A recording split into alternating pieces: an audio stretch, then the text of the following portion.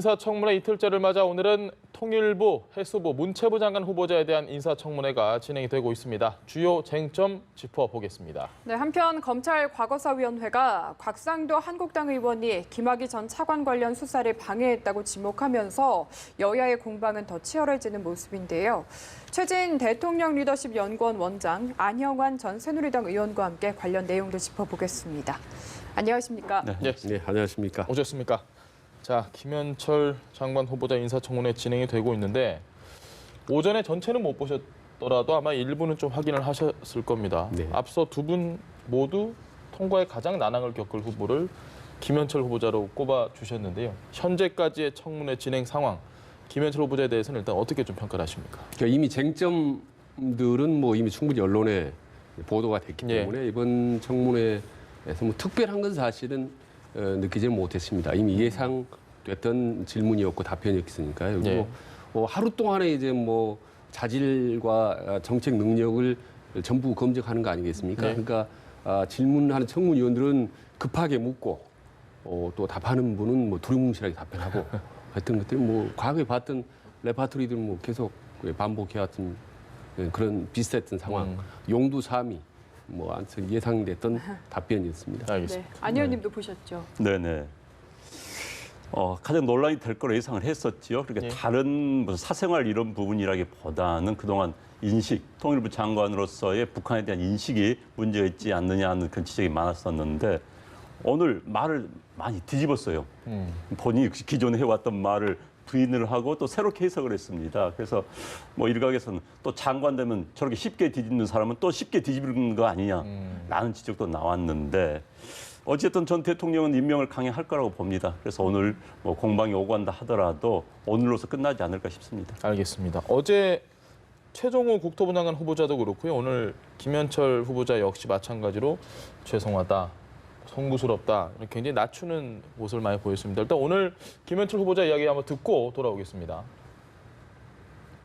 SNS상의 부적절한 표현에 대해서는 깊이 반성했고 지명 이후에 제 인생을 냉철하게 성찰하는 시간을 가졌습니다. 앞으로도 언동에 대해서는 조심하도록 하겠습니다. 본의원이 묻잖아요. 평소에 본인이 장관 후보자가 되리라고는 전혀 예상 못했었죠? 네.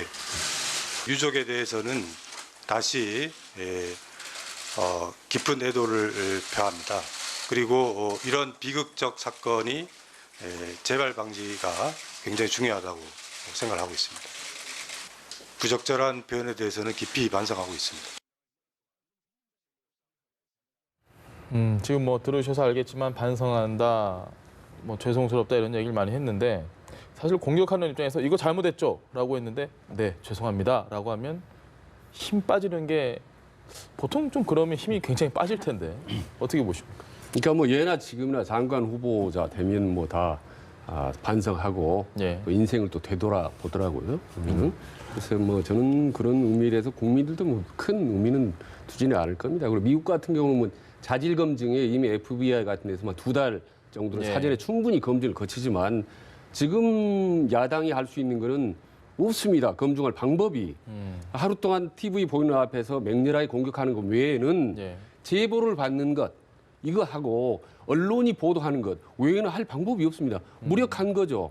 뭐 후보자들의 문제의 자질이나 능력을 파헤치고 그걸 뭐 공개하고 할 그런 그 검증의 능력이 없습니다. 그렇기 때문에 야당 입장에서는 상당히 좀 공격하기도 전에 좀 맥이 빠지는 거고 그리고 또 과거에 아무리 공격을 해도 문제가 많이 드러났다 하더라도 막판에 임명권자의 대통령 임명을 해버리면 그만인 겁니다.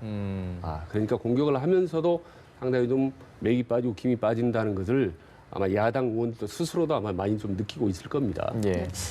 막말 관련해서는 이렇게 고개를 숙였는데 대신에 본인의 과거 발언들 있잖아요. 천안함 사건이나 NLL 이런 거에 대해선 적극적으로 본인의 취지가 좀 잘못 전달됐다 이렇게 해명을 했거든요. 해명이 됐다고 보십니까? 이제 취지가 잘못 전달됐다는 이야기는 정치인들의 이야기를 많이 합니다. 정치인들이 실언을 한 다음에 꼭 그렇게 이야기하죠. 내 취지는 그게 아니었는데라고 이야기하고요. 그다음에 이제 앞서도 말씀해 주셨지만은 보통 국회에 나온 뭐 청문회 대상자라든지 무슨 뭐 장관들이나 장차가 나오면 일단은 국회의원들 질책에 잘못했다고 합니다. 극단적으로 이런 장관까지 있습니다. 미처 제가 생각하지 못했던 것을 지적해 주셔서 너무 감사합니다. 예. 이런 사람들까지 있습니다. 그렇기 때문에 일단 저기만 모면하면 된다고 생각을 하거든요. 아, 청문회 나온 사람들이 오늘만 지나면 된다. 그럼요. 왜냐하면요. 우리나라는 미국과 다르게 인준 청문회가 아닙니다. 미국은 상원에서 인준 청문회입니다. 거기서 표결해서 안 되면 안 되는 거예요. 예. 그런데 우리나라는 검증 청문회이기 때문에 대통령 임명하면 임명하는 겁니다. 네. 그냥 가는 거예요. 그렇기 때문에 후보자들도 또 청와대도 오늘만 무사히 넘기라 하는 마음으로 나오기 때문에 본인의 소신과 상관이 없이 죄송합니다. 잘못했습니다. 방금 말씀하신 것처럼 제 인생을 돌아볼 수 있는 좋은 계기였습니다. 라는 말 하나 넘기려고 그러는 것이죠. 그런데 이제 특히 이제 김현철 후보자 같은 경우는 기본적으로 과거의 말, 무슨 속된 말로 잘못된 말 이런 문제가 아니라 네. 북한에 대한 인식의 문제인 겁니다. 문재인 대통령이 군부대를 방문했어요. 야당 대표 시절에. 저는 국가안보에 대한 야당 대표로서의 어떤 완구 의식을 국가안보에 대한 본인의 확고한 의식을 보여주는 그런 계기라고 생각하는데 그걸 쇼라고 보는 겁니다. 대통령이 쇼한다고 하지 않았습니까? 네. 그러니까 그런 사고를 가지고 있는 통일부 장관 후보자가 과연 가능한가라는 논란이 될 수밖에 없는데 이 문제에 대해서는 그냥 두리뭉실 넘어갔어요. 다 내 취지가 잘못 오해되고 있다. 그런데 네. 그건 아닌 것 같고요. 지금 이제 김현철 후보자에 대해서 이제 논란이 되는 것이 문정인 대통령 외교안보 특보가 네. 이야기했지 않습니까? 김현철 후보자의 임명은 문재인 대통령이 미국과 떠나서 마이웨이 내 갈 길을 가겠다는 것을 나타내는 거나 마찬가지다 이야기 분명히 했습니다. 그래서 김현철 지금 뭐 관과나 여의도에서는 조명철 지금 통일부 장관이 참 잘하고 있는데 네. 지금 내려보내고 바뀐 이유는 뭐냐? 조 장관, 현 장관이 북한의 뭐 금강산 또는 개성공단에 대한 제재 완화에서 미국 측에 더 가깝다. 현 정부와 스탠스 청와대와 맞추지 않는다라는 불만이 있다는 거예요. 네. 그래서 바꾸겠다. 그럼 뭐냐? 앞으로 마이웨이를 가겠다는 그런 표시다. 이런 지적이 나오고 있는 겁니다. 그렇기 때문에 문제가 되는 거예요, 지금. 그런데 아무리 오늘 야당 의원들이 지적을 하고 아무리 뭐 질타한다 하더라도 문재인 대통령은 아마 임명할 것 같습니다. 그리고 지난번 총리가 그랬지 않습니까? 개중이 제일 낫다고. 예. 그러니까 인재풀이 없는 겁니다. 네. 인재풀이 없기 때문에 개중이 제일 나은 사람을 지금 임명한 겁니다. 예. 그럼 개중이 없는 거 이제는 더 이상을. 그래서 오늘 아무리 저런 이야기를 하더라도 뭐 그러니까 대통령 임명할 수밖에 없는 것 같고요. 저는 특히 이제 SNS상의 막말은 인성에 관한 문제입니다. 네. 인성에 관한 문제인데 그런 인성이 60 넘어서 쉽게 바뀌지 않습니다. 장관 된다고 해서 인성이 쉽게 바뀌겠습니까? 그래서 사실 문제지요. 그러나 임명될 수밖에 없는 현 구조가 상당히 안타깝습니다. 저는 이제 후보를 검증하면은 이제 자질과 능력을 검증하는데 저는 굳이 그걸 프로테이지를 한다면 네. 능력 한 6 정도로 봅니다. 6대 4 정도로. 자질은 한 4 정도로 봅니다. 그래서 지금 4를 자질을 검증하는 까지 있습니까? 근데 자질은 문제 있더라도 김현철 같은 경우 6. 그러니까 능력은 충분히 되고 우리 문재인 정부에 맞다라고 해서 아마 밀어붙인 것 같아요. 그래서 이 자질, 이 4에 해당하는 부분 논란이 많은데 저는 역설적으로 이 김현철 후보 이 막말 논란이 오히려 본인에게 플러스 요인이 되지 않았을까라는 얘기를 합니다. 왜냐하면요, 지금 본인 보면 감염된 좀비다, 씹다 보니 껌이다, 정신병에 가까운 강박증에 대한 강성반응 했지 않습니까? 예. 그런데 일부 상당히 진보 언론에서는 이 발언에 대해서 뭐가 틀리냐, 할 말 했다, 맞는 말이다, 라고 인식하는 사람들도 상당히 있습니다. 보도도. 표현이 예. 토박했지만은 그 보는 시각 자체에 대해서는 상당히 긍정적으로 보는 사람들이 진보진에 꽤 있다라는 거고 이 막말에 대해서 물었지 않습니까? 그 김무성 의원이. 예, 그렇죠. 아니 당신 소신을 왜 바꾸느냐 말이에요. 그대로 얘기하는 것이 오히려 문재인 대통령 임명권자에 대한 예의가 아니냐라고 물었더니 본인이 학자와 공직자와 언어는 다르다 이렇게 생각했거든요. 그게 무슨 말인지 궁금했어요. 근데 입장을 바꿨다 다르다 이 말이 설랑설레 하는데 무지 간단한 이 해답은 나의 소신은 변함이 없으나 예. 학자 시절엔 좀 거칠게 얘기를 했지만 네. 공직자 장관이 되면은 이제 좀 부드럽게 얘기하겠다라는 거거든요. 그러니까 본인은 생각은 변하지 않으나 그렇죠. 소신이 변함없다고 분명히 얘기해서 NLL 문제라든지 표현은 분당 좀 바꿀 수 누구든 있겠다. 본인의 소신은 변함이 없다. 다만 좀 표현상으로 투박했고 또 일부 언론이 그래서 거두절미했을 뿐이지 본질적으로는 변함이 없다라는 거거든요.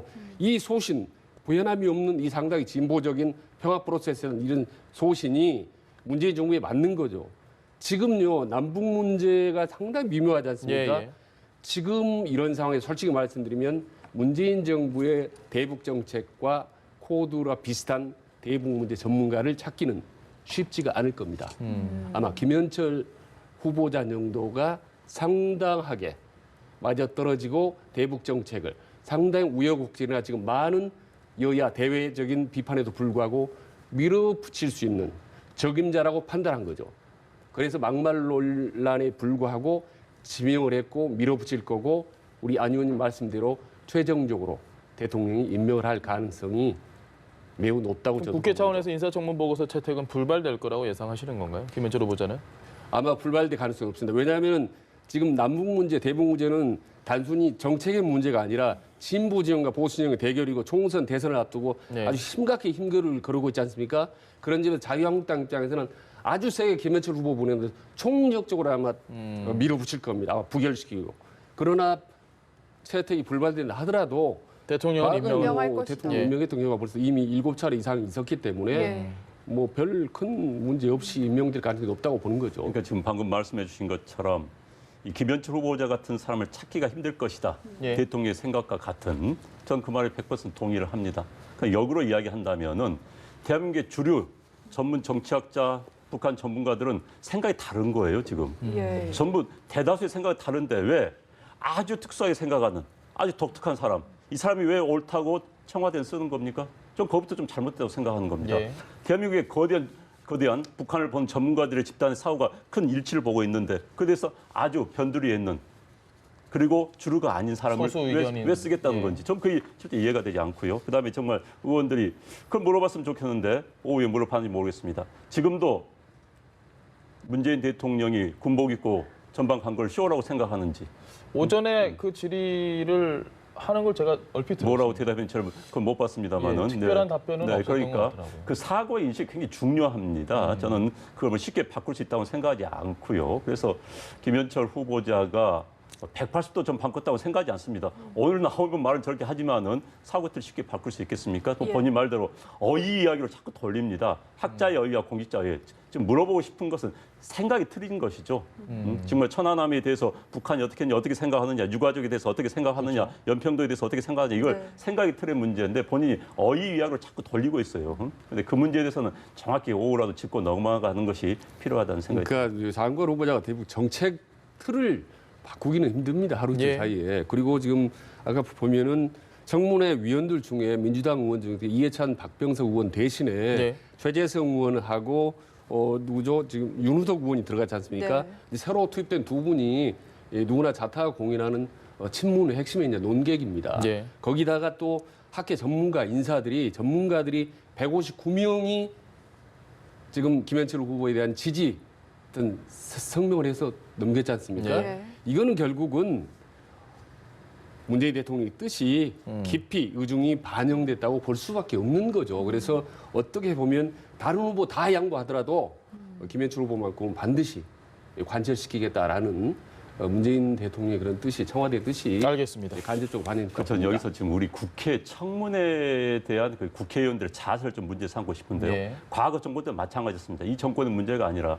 국회 청문회를 하는 것은 행정부에 대한 입법부의 감시입니다. 예. 여든 야든 입법부의 구성원으로서 청문회에 임하는 겁니다. 여당이라 해서 누구를 옹호하기 위해서 나온 게 아닌 겁니다. 예. 자, 행정부의 국무위원을 임명하려고 하는데 입법부의 동의가 필요하다. 예. 입법에서 검증해달라 이겁니다. 그럼 입법에서 검증하면 되는 겁니다. 옹호하는 입장은 아닌 거예요. 여야 입장이 아닌 겁니다. 네. 그래서 비판할 거 비판하고 지적을 해야 정상인데 여당이기 때문에 감싸고 보호하고 이건 입법부 구성원에서 역할이 아닌 거예요. 분명히 저 자리에 앉아있다는 것은 여당 당사에서의 여당 소속 구성원의 당원으로서의 입장이 아닌 겁니다. 예. 입법부 구성원으로서 행정을 감시하는 역할인데 자꾸 전 이 정권 문제가 아니라 과거 정권도 똑같았어요. 여당 의원은 왜 청문회 대상자에서 감싸고 옹호하고 도와줘야 되는 겁니까? 예. 잘못된 겁니다, 그건. 알겠습니다. 자, 쉽게 그 기조가 바뀔 것 같지는 않은데 네. 주제를 확 바꿔보겠습니다. 김학의 전 차관 성접대 의혹이 지금 5년 만에 다시 재조사됩니다. 과거 사회가 콕 집어서 곽상도 당시 민정수석에 대해서도 재조사가 필요하다. 지금 이런 입장을 내놨는데요. 제가 영상을 준비했는데 영상 보고 오겠습니다.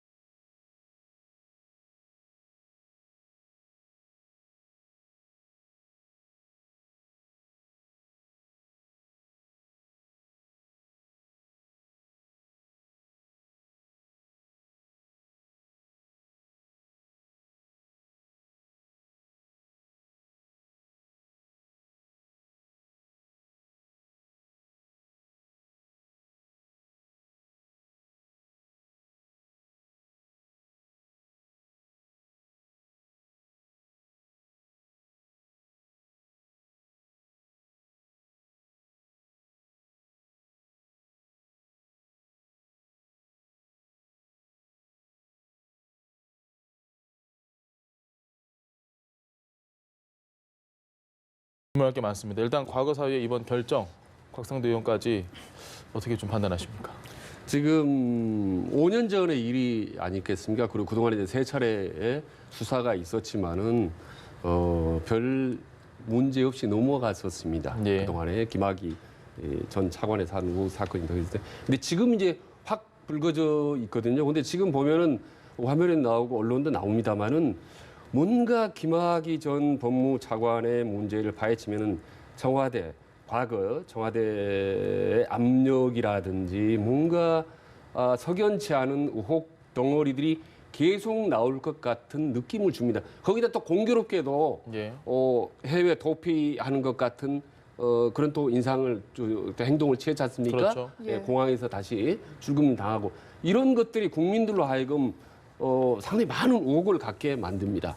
그래서 이 김학의 사건이 뭔가 파헤치면 줄줄이 뭔가 나올 것 같다라는 이런 국민적 의구심 그리고 실제로 자유한국당도 상당히 좀 위기의식을 느낀 것 같아요. 예. 말하자면 김학의 문제 당시에 차관에 있을 때 장관이 지금 현재 황교안 지금 대표 아니었습니까? 예.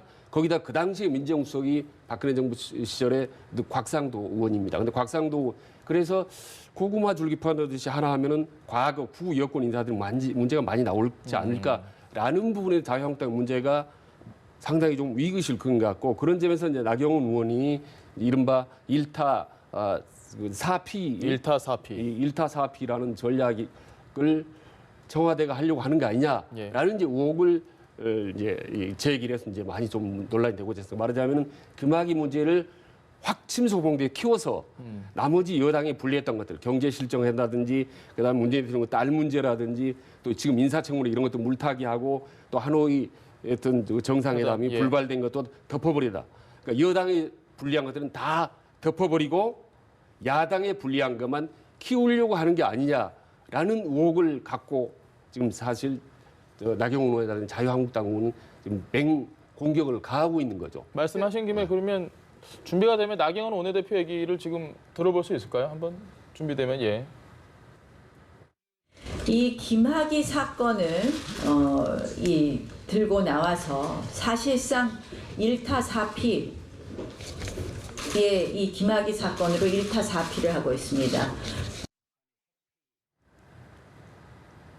곽상도 의원이 얘기한 게 내가 아무리 대통령 딸 문제를 거론했다기로서는 이거 너무한 거 아닌가? 네. 라는 이야기를 했습니다. 그 네. 부분에 대해서는 좀 합리적인 본인은 그렇게 생각할 수가 있다는 생각이 듭니다. 예. 사실 현재 야당 의원들 가운데서 제대로 전투력 있게 야당답게 아마 현 정부의 뭐 실정을 비판하는 의원이 거의 없습니다. 지도부에 있는 몇 명을 빼놓고는요. 평 의원들 가운데선. 그런데 이제 그중에 어찌됐든 이 곽상도 의원이 문다희 씨죠. 문재인 예. 대통령의 딸이 왜 갑자기 유례 없이 역대 대통령의 자녀로선 처음으로 해외로 갑자기 이주를 했는가에 대해서 네. 물었습니다. 저는 물을 수 있다고 봅니다. 왜? 경호원들이 다 따라가기 때문에 국내 그렇죠. 세금으로. 그래서 예. 국민도 궁금한 것이죠. 그래서 청와대에서는 이에 대해서 아무 대답이 없습니다. 저는 청와대 이에 대해서는 대답을 할 의무가 있다고 생각합니다. 대통령께서 이번 장자연 김학의 버닝썬 선전하면서 그 수사를 하라고 촉구하면서 진실을 파헤쳐라. 의혹이 남도록 하지 않아야 한다라고 하면 아마 문다희 씨 사건도 국민들이 궁금해합니다. 의혹이 없도록 해야 되는 거. 예. 근데 이 문제에 대해서 아무튼 곽상도 의원이 굉장히 캐 물었어요. 유일하게. 예. 네. 그렇기 때문에 본인은 그렇게 충분히 생각을 할 수 그것 있을 때문에 겁니다. 과거 사위가 나를 게다가 지금 저는 과거 사위가 굉장히 구성 자체가 아주 좀 편향된 구석으로 저는 알고 있습니다. 그런데 어찌됐든 곽상도 의원을 어느 쪽으로 포함해서 편향이 되어 있는 거라고. 현 정부에 굉장히 아, 민변 예. 위주의 그 변호사 출신들 법전이 많이 들어간 걸로 알고 있고요. 예. 어찌됐든 조홍천 비서관 왜 빠졌는지 예. 게다가 정하려면은 누구죠? 저기 한교안 예. 당시 법무부 장관 왜 빠졌는지 전 굉장히 궁금해요. 넣으려면 다 넣지. 왜 곽상도 의원만? 그래서 제가 이제 아주 정치적으로 추정을 해본다면은 예. 황교안 당대표를 넣기에는 부담스럽고 조홍천 현 민주당 의원을 넣기에는 좀 그렇고 그러니까 중간에 있는 곽상도 의원만 들어간 게 아닌가라는 그런 이야기가 나돌고 있습니다. 그래서 아무튼 조홍천 의원의 지금 태도가 굉장히 아까도 무슨 땀 흘리는 그런 그림이 화면이 나왔는데 굉장히 저는 궁금해요. 그래서 곽상도 의원이나 현재 야당 입장에서는 그런 생각을 할 수가 있다라는 생각이 듭니다. 알겠습니다. 네, 지금 빠지고 말씀하시죠. 저도 그게 걱정이 되는 게 이제 오비락 이게 의혹을 받을 수 있다.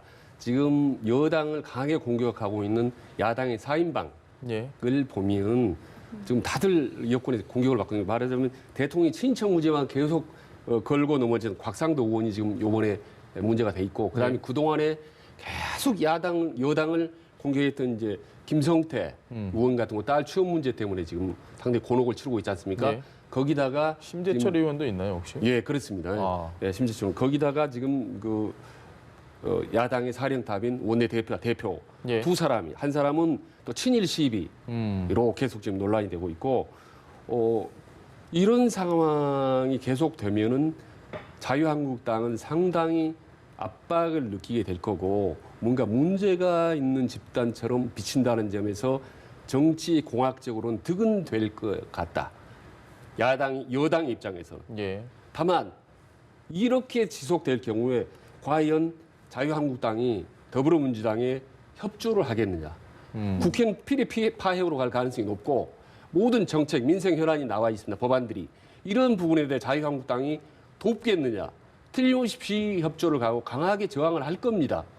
여기에 대해서는 뭐 어떻게 할 것인지, 대통령과 청와대는 어떻게 야당의 협조를 끌어내서 정책적 민생 현안들을 통과시켜 나갈 건지, 이게 맞물려 있거든요. 정리를 하면 그러니까 자유한국당에서 전투력이 높아서 여당의 공격을 많이 하는 분들이 주로 지금 수사 대상이거나 뭔가 문제가 걸려 있거나 하는 게 많다. 그게 아마 정부에서도 좀 나중에 부담이 될 수 있는 요소가 아닌가라는 그런 식으로 저희가 이해를 하면 될까요? 청와대와 대통령과 여당 입장에서는 야당 민화 공격할 때 상당히 이런 국회 의회행위나 민생 법안, 정책적인 공조 이런 부분까지 염두에 두고 공격을 하고 밀어붙여야지. 이걸 맹목적으로 궁지로 몰아넣을 경우에 결국은 국회가 파행이 되고 나중에는 그게 국민들이 피해를 볼 수 있다는 겁니다. 이게 정치 공학적 시각에서 본다면은. 알겠습니다. 그런데 지금 한국당에는요, 일생 편하게 사신 분들 많습니다.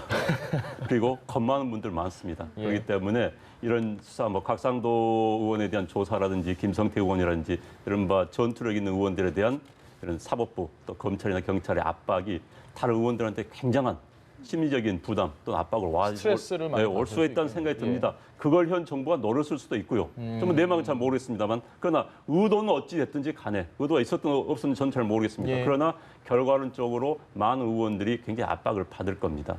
사실 현재 여당 의원들은 젊어서부터 투쟁을 많이 한 분들이 많기 때문에 이 정도 하면 눈도 깜짝하지 않을 겁니다만은 현재 야당 의원들은요 굉장히 편하게 사신 분들이 많기 때문에 이 정도라도 굉장히 위축된 분들이 많을 거예요. 어찌됐든 이런 등등이 현 정부가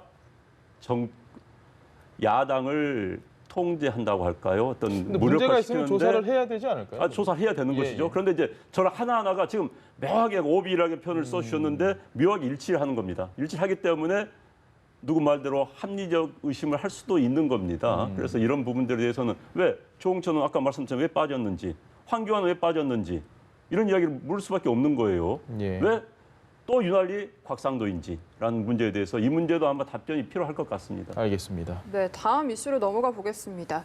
이 환경부 문건 의혹으로 수사를 받아왔던 김은경 전 환경부 장관의 영장이 기각이 됐습니다. 청와대는 법원의 결정을 존중한다. 그리고 한국당은 역시 청와대 압박이 작동을 한 거다. 어느 쪽 의견이십니까? 저는 모르겠습니다. 머리가 혼란스럽습니다. 왜냐하면요, 이 앞전에 김경수 경남지사의 재판에 관해서는 과연 그럼 재판부가 정치적 영향력을 발휘했는지, 말하자면 그 해당 판사가 정치적 보복을 했는지, 아니면 순수하게 자기들의 그 사법부 양심을 걸고 판결을 했는지 입증할 방법이 없지 않습니까? 이것도 마찬가지죠. 김은경에 대한 영장을 기각한 부분에 대해서도 과연 정치적인 입김이 작용했는지 안 했는지 이거는 정말로 고도의 판단을 할 뿐이지 패널들이 나와서 얘기하는 건 하나도 의미가 없습니다. 다만 여기서 정말 중요한 건요, 제가 일관되게 블랙리스트 박근혜 정부 때부터 일관되게 지금까지 얘기해왔던 게 있는데요. 상당히 좀 불편한 진실을 제가 말씀드리려고 하려고 하는데, 저도 이제 공직생활 한 10여 년 가까이 했고 청와대에서 한 5년 정도 있었습니다만은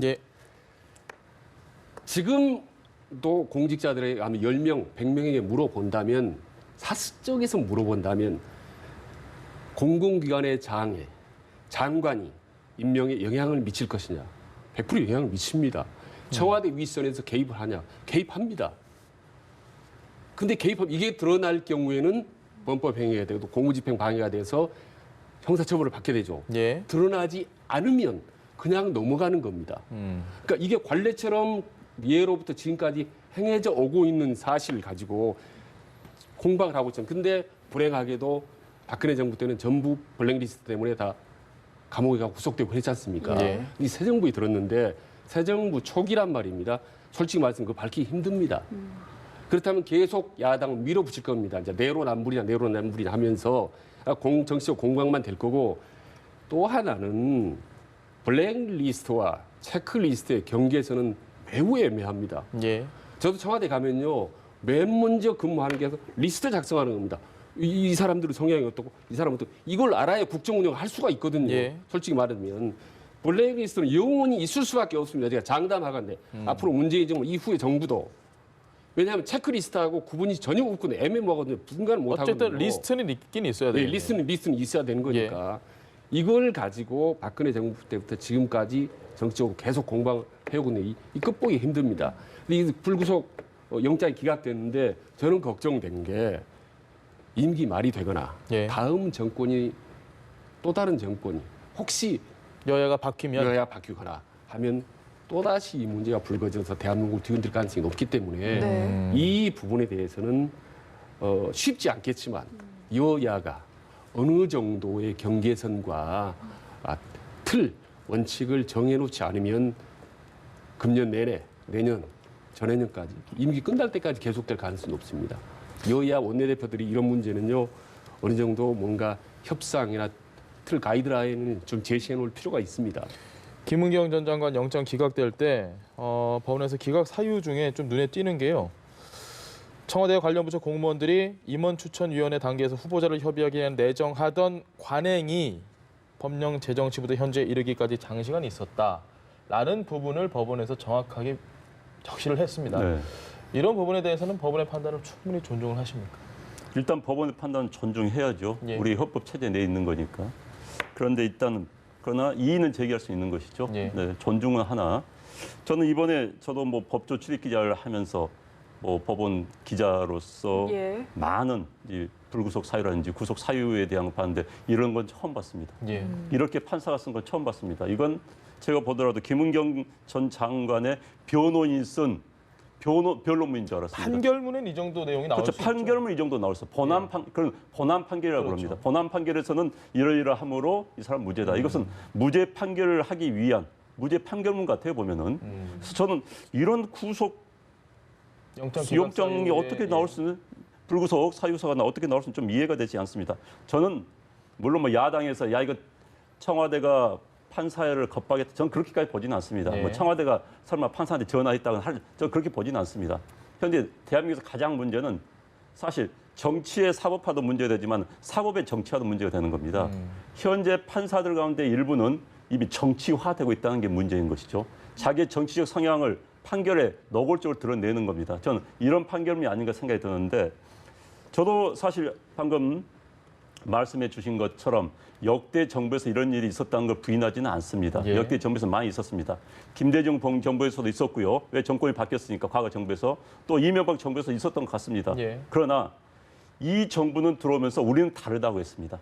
우리는 도덕적이고 정의롭다고 이야기했습니다.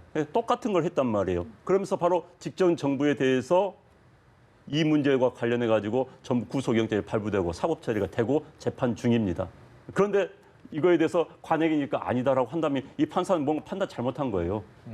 그리고 또 하나 형평성의 문제입니다. 사실 저는 기본적으로 수사는 불구속 수사가 원칙이라고 생각합니다. 그게 헌법의 원칙입니다. 네. 김은경 전 장관이 꼭 구속을 돼야 된다고 생각하지 않습니다. 그러나 바로 직전에 얼마 전에 이와 관련해 가지고 김기춘 전 비서실장이라든지 관련자에 구속돼서 지금 재판을 받고 있는 겁니다. 그렇다면 같은 사법부 내에서 왜 이렇게 다릅니까? 라는 이야기를 할 수밖에 없는 거예요. 저는 그래서 이 판사가 굉장히 의식했던 것 같습니다. 그래서 이것은 나는 이미 이 사람을 불구속하기로 생각을 했다.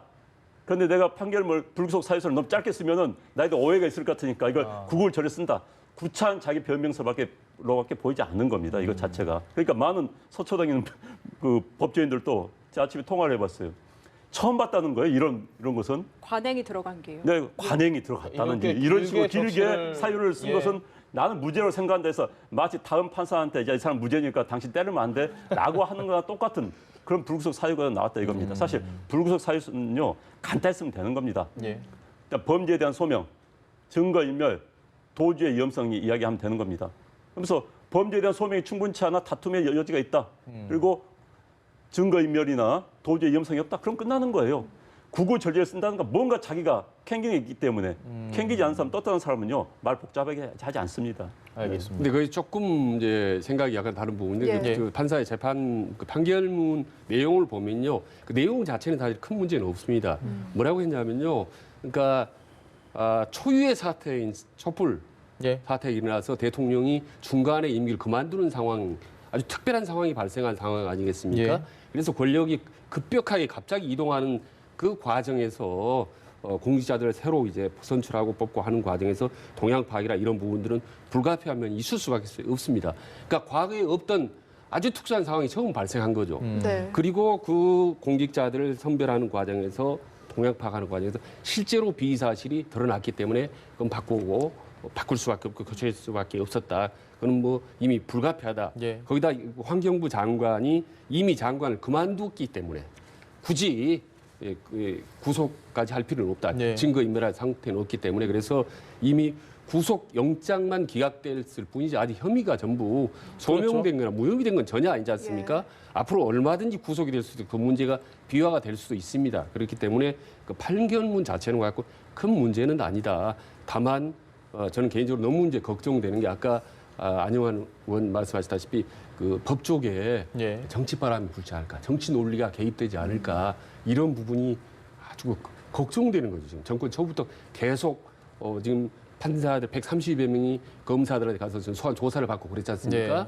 좀 뭐 이런 과정에서 그 판사들이 억하심정을 갖고 있지 않을까, 뭔가 언제가 때가 되면 우리가 가만히 있지 않겠다라든지 이런 또 이 검찰의 어떤 쇄신 과정에서 옛날 검찰, 지금 검찰이 뒤바뀌고 이런 지금 온통 사법부 내부, 지금 검찰 내부가 지금 소용돌이신 과정에서 일찍 너무 권력 초반에 지금 뭐 적폐청산 이런 부분들이 불가피한 측면도 있지만은 이 과정 속에 정치 논리가 개입되면 이후에 여러 가지 재판이나 판결 과정에서 과연 우리가 어느 게 정치적이고 어느 게 순수하게 판결을 했는지 판단하기가 너무 어려워지지 않을까. 이런 부분 저는 개인적으로 정말 많이 걱정이 됩니다. 그래서 대통령이나 청와대 입장에서는 가능한 적폐청산 이런 부분도 사법개혁도 중요하지만 방금 이런 사법부의 정치바람 이런 부분도 상당히 염두에 두고 좀 더 신중하게 좀 조심스럽게 좀 진행해 나갔으면 좋겠다. 국정운영을 했으면 좋겠다는 생각입니다. 알겠습니다. 결국에 좀 장관이 인사권을 어디까지 행사할지 이 부분이 사실 안 정해져 있는 부분이 문제이기도 하잖아요. 좀 어떻게 그러니까 저 이 부분은 앞으로 이제 명확히 할 필요가 있습니다만 지금 이제 사법부로 이야기를 한정해 본다면은 방금 말씀해 주신 것처럼 자, 어느 판사를 만나면은 구속영장이 발부되고 어느 판사를 만나면은 기각이 된다. 특히 정치 상황에 대해서는 그래서 어느 판사가 그 담당 판사가 된다면은 만약에 나한테 불리한 관련 사안에 대해서 과거에 불리한 판결을 냈던 사람이라고 한다면은 공포에 떨 거 아닙니까? 그래서 이건 사법부 전체가 왜소화되는 겁니다. 사법부에 대한 국민들의 신뢰가 축소될 수밖에 없는 거고요. 특히 이 판사 같은 경우는 뭐 최순실 일파라든지 이건 정치인들이 쓰는 표현이 판결문에 들어가 있습니다. 게다가 위법성 인식이 다소 희박해 보인다. 판결문에 쓰는 워딩이지 이른바 구속 사유에 관련된 것 전혀 아닌 거예요. 이건 결국은 이 판사 이분이 제가 어떤 사고를 한지 모르겠습니다만 본인의 사고의 틀, 정치적인 그 사고의 틀이 굉장히 많이 노출이 된 겁니다. 그래서 이제 사법부 전체가 앞으로 어느 누구라도 이런 정치 판사를 만나게 되면 내가 어떻게 되지라는 걱정을 할 수밖에 없는 상황에 빠진 것이죠. 그래서 이번 물론 김은경 전 환경부 장관 이런 데서 기소가 안 되는 거 아니죠? 그렇죠. 이게 불구속 기소냐 구속 기소냐 이 문제일 겁니다. 그래서 저는 앞서 말씀드린 것처럼 이 사안 자체가 구속 사안인지 불구속 사안인지는 전 판단을 유보하겠습니다. 이건 예. 저도 잘 모르겠습니다. 기본적으로 헌법상의 원칙은 불구속 수사가 원칙인 겁니다. 예. 그러나 과거에 바로 직전에 김기춘 전 실장 등이 구속됐기 때문에 논란이 되는 것이고 그에 대한 판사의 불구속 사유서가 너무 구구절절 변명식 하기 때문에 문제가 되는 것이죠. 그래서 이 문제에 대해서는 앞으로 계속 논란이 될 수밖에 없을 것 같습니다. 알겠습니다. 네, 차재인 대통령 리더십 연구원 원장 안영환 전 새누리당 의원과 함께했습니다. 말씀 잘 들었습니다. 예, 고맙습니다.